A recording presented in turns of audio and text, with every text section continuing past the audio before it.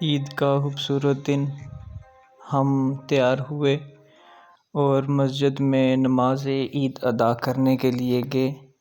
وہاں امام صاحب کا خطاب سنا، نماز عید ادا کی اور اس کے بعد امام صاحب سے ملاقات کی۔ پھر ہم قبرستان کی طرف تشریف لائے اور وہاں اپنے دادا جان اور دادی کی قبر پر دعا مانگی، اللہ تعالیٰ ان کو جنت میں جگہ عطا فرمائے اور قبر کی منازل کو آسان فرمائے۔ اس کے بعد ہم واپس گھر کی طرف آئے، گھر آ کے تھوڑی سی سیلفیز لیں، فوٹو کلک کیے اور میموری بنائی۔ اس کے بعد فیملی کے ساتھ ایک فوٹو، والد تو جان ہوتے ہیں، پھر بھائی تو دل کے ٹکڑے ہوتے ہیں، ان کے ساتھ فوٹو لیا، پھر آرام سے بیٹھ کے کھانا کھایا۔ اس کے بعد دوست کا فون آیا تو اس کے ساتھ پھر چل پڑے دوستوں سے ملاقات کے لیے۔ وہاں جا کے کھانا کھایا تھوڑا سا، پھر دوستوں کے ساتھ گپ شپ لگائی اور ٹک ٹاک کے لیے ویڈیو بنائی۔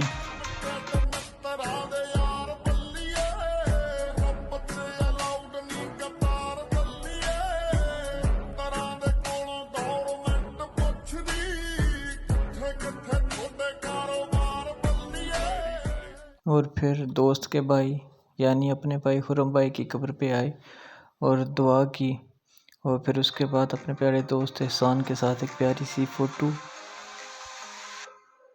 عید کا دوسرا پیارا دن ہم تیار ہوئے اور پھر ایک پیاری سی فوٹو لی۔ فوٹو لینے کے بعد دوست کے گھر دعوت تھی تو ادھر جانا تھا، تو وہاں کے لیے تیار ہوئے اور احسان آج ساتھ نہیں چلا تو قاضی صاحب کو کال کی، وہ آئے لینے کے لیے۔ پھر ہم اس کے گھر پہنچے، وہاں جا کے بیٹھے، کھانا وغیرہ کھایا، کافی گپ شپ ہوئی، پھر گھر واپس آ کے ریسٹ۔